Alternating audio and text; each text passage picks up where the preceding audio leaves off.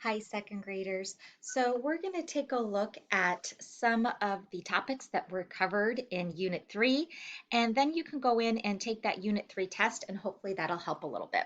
So let's take a look at this question. It says, look at the maps of the United States, then choose the correct answer.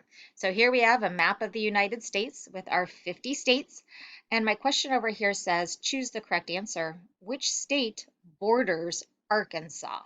So we're going to look and find Arkansas, which is right here. And I want to know, these are my choices, Rhode Island, Idaho, or Oklahoma.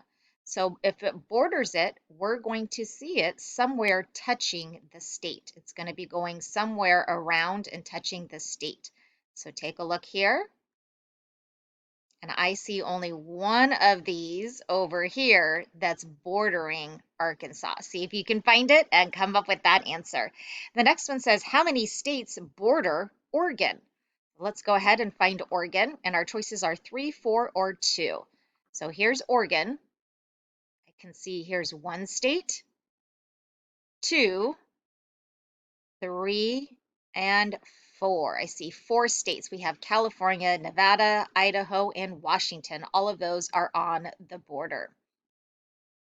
Let's take a look at these two words, citizens and plain.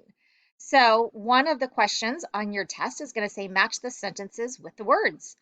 This flat land is grassy and has few trees. This is going to be plain.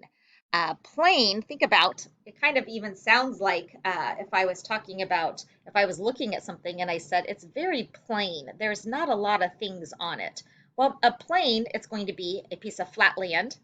It's grassy and it doesn't have many trees. So that's going to be a plain. These people must do their duty, citizens. So this unit talked about citizens, talked about being a good citizen, what you can do to be a good citizen, how you can vote, how you can help out in your community.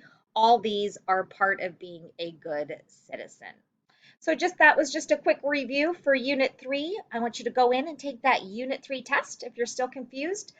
Make sure you come to any open office hours that I have for social studies, or you can always make an appointment and meet up with me in Zoom. I'd be happy to help.